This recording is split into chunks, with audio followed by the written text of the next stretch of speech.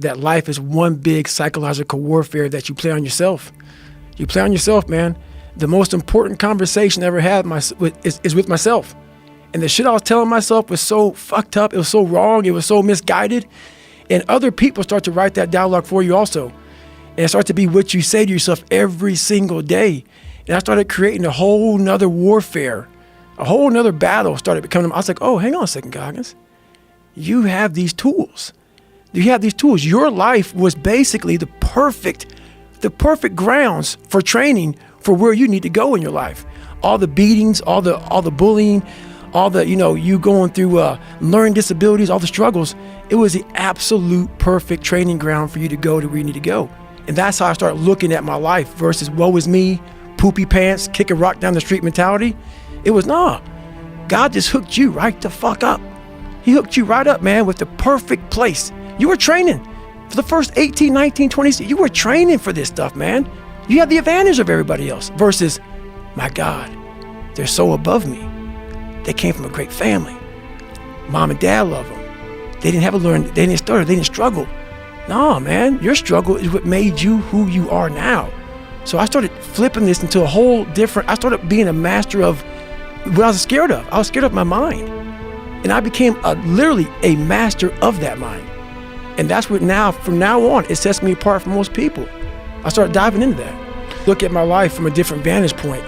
And when you're in all the muck, and you're just walking in muck and walking in muck and walking in muck, you don't see that if you look off to the fucking left of the muck, there's a sidewalk, brother. Get off of it. You have your head down looking in this muck. Once I saw the sidewalk, got the sidewalk, I got a little break. And I got a different vantage point. And then from the sidewalk, I found a cliff. Then I found a mountain. I got way up high on top of my life and looked back down on it and said, okay, I gotta figure this out, man. I'm not going anywhere. I'm starting to lie. So when you have a messed up foundation, I started lying about everything. I wanted people to like me. I wanted to be accepted in some society of life, some social society. And I was like, man, this isn't the right way. I'm messed up here. I'm messed up here. I'm messed up everywhere. And so I realized the worst thing that happened to me is I lost myself. I never had myself. I never found myself. I had no self-esteem. So I knew through working out and through learning, because it took a lot for me to learn also. I started finding self-esteem. Once I found that, that's when doors started opening up. I stopped caring about people, that what they thought, being judged. Wow, if I say this, if I started right now, are you gonna make fun of me? I stopped caring about that. And that's when my life started really changing for me. I always equated training to mental toughening. Like, it always looked brutal. People waking up early and doing all these things, and it looked horrible. I was like, wow, man, I gotta start doing that. Not to get better, bigger, and stronger, but that is what's gonna build me. That looks uncomfortable. That looks brutal. And getting up early, I don't wanna do that. So I made this long list of things I don't wanna do. And through that, I found myself. I started, I'm like, you guys aren't doing this shit in high school. You guys are getting up at 5 o'clock in the morning, running over here in this golf course. So I started seeing myself very differently than the average human being. I was like, hang on a second. I have something they don't have. And that's when I started to develop these things through working out. It was this great, never-ending work ethic. And through work ethic, I developed self-esteem. So I never read anything. I could barely read, so right. I wasn't reading back then. I watched a lot of movies, and I was really big into visualization. And I always equated working out to struggle. And I struggled my whole life, but I ran from it. So I started realizing, man, I got to start facing the struggle, and I got to be mentally strong for the struggle. So that's why I started coming up with I'm training for life. Mentally, I'm training for life. I'm not training for to lift 400 pounds. And I found out on my own pretty much, is that through discipline, through self-discipline, through repetition, through tons of repetition of the same thing that you don't want to do, and that's the key thing. Through repetition of things you don't want to do, you develop mental, like an armor for your mind. You start to armor your mind, because your mind's like, okay, we suffer every day. It's what we do. We do stuff that sucks every day. So then when the suck stuff comes, you're ready for it. And that's how I started coming up. I just started being very uncomfortable. And now it's like just a way of life. But I had this crazy voice in my head saying, over there is where the fucking answers are.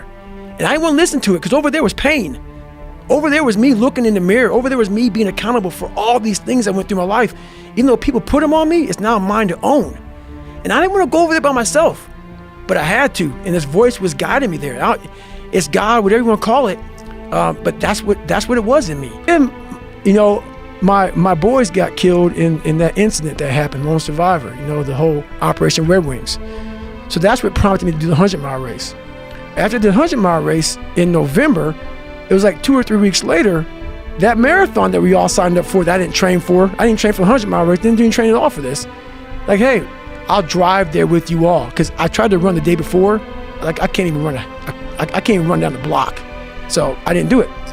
So we're driving to the race. I said, hey, Mom, my mom's going to walk it. I said, I'm going to walk it with you. My ex-wife, I said, you can go ahead and take off, do your thing, run your race. I'm going to walk my mom. That gun went off, and something fucking happened. I took off. I was like, what? I took off like a jackrabbit. Gone. I was like, what the hell? So I was thinking the whole time, I was like, man, I just ran 100 miles like 3 weeks ago, like first time ever. I was peeing blood and pissing shit on myself. I go, my body's broken. My Achilles and my tendons and my feet are broken. I go, what is this? And every time I started running further and further, I go, okay, I got to the 10K. I'm on Boston Marathon time. Because I knew the Boston Marathon was like 3:10:59 for my age. I'm like, hang on a second. And then I started using all this external shit for motivation. Like, okay, who the fuck can go out here and run 100 miles, no training? And then I'm broken. Most broken I've been in my life. Now I'm running a marathon. Who could do it? So I started just feeding myself. I get to half the mile. I'm about 30 seconds off the pace. I said, hang on, man, you're Goggins.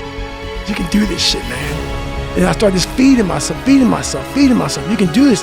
Before I knew it, man, I got to like the last 6 miles and I was off the pace and I just kicked it. And next thing I knew, I did like a 3:08 and change. I was like, and that was like, what the fuck? What have I been leaving on the table? Right. I've been leaving so much on the fucking table for pain. And that's when I started like going crazy about the mind. Like, what the hell am I, like, what is up? Like, it opened these different doors of like possibility and like, what is humanly possible? What are we capable of? You know what? I think they're wondering, why is a 43-year-old retired man, you know, all the stuff you've done, why are you out here? Yeah. And I explain it to him. I'm out here, you know, to learn from you all, to grow, and also to never forget where I came from. You know, that's where it starts. It's that mentality of, I'm going to pick up that fucking Pulaski and I'm going to dig this fucking fire line for 3 damn miles. That's that mentality I never want to lose. I never want to get so nice with, oh, yeah, I did it, man. I did it. And I said, hey, wake the fuck up. I got some shit. And she's like, what? I go, hey, man, it came to me, man. I got some shit for these people, man. So that's what happens. Like, usually when I'm working out, I get this great inspiration. Some people might think it's bullshit, but my mind works best under extreme pain and suffering. Like, when I'm like, God, I want to be out here. And that's when I'm going deep into the cellar of my mind. And that's when all that gargoyle shit starts to come up, man. You know what I'm saying?